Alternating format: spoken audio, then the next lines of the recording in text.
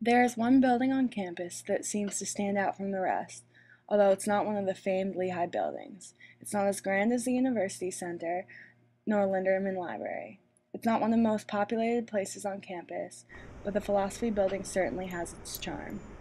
Students and visitors always comment on the small building that seems to be suspended in time, cracking jokes or wondering what goes on inside.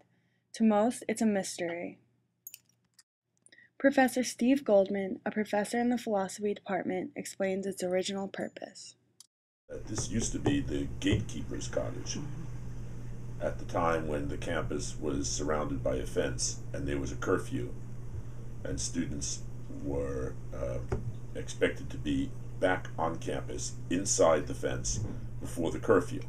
And the gatekeeper lived in this house, and anytime a student violated the curfew, then the gatekeeper would simply make a note of their name, and they would, the dean would get a message that so and so was out after curfew.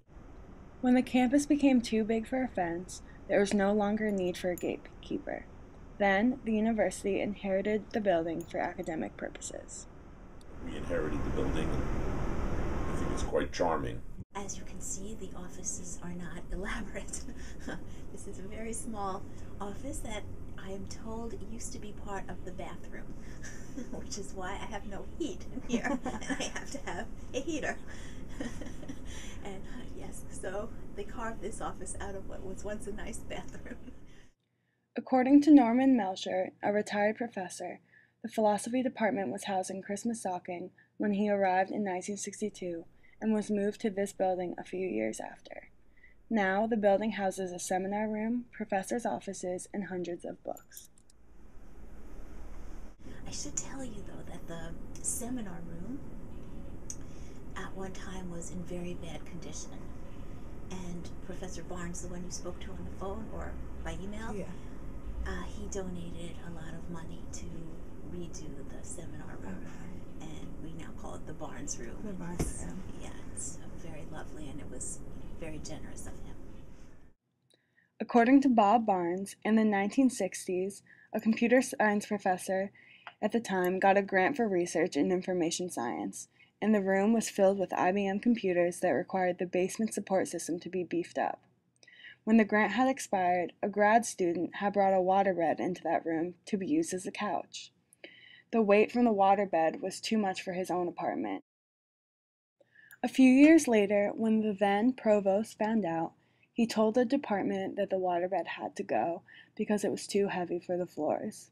But they replied by saying that the floor was already reinforced from the computers and that there was no rule against waterbeds in university buildings. The provost replied that there could be a rule made by the afternoon, and the waterbed left. So the philosophy building is a very happy, pleasant place. It's very cozy. It's a good thing that we all like each other because we really are in very close quarters. So I think two good things about it. Both, we all get along very well, so it's very pleasant for us. And also students like to come and hang out. So they sit in the lobby and they pick up on philosophical conversations that are happening. It's very pleasant.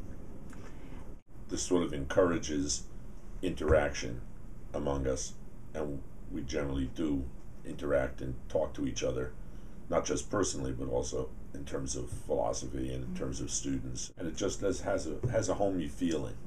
Yeah. It is definitely not modern, as you can tell. They've repainted it after they gave up trying to get us to move. But it's still just a very nice environment, and it just sort of helps you forget the fact that you've got 4,500 undergraduates out there and more faculty than you know the names of, and it just makes it seem like a shared intellectual enterprise.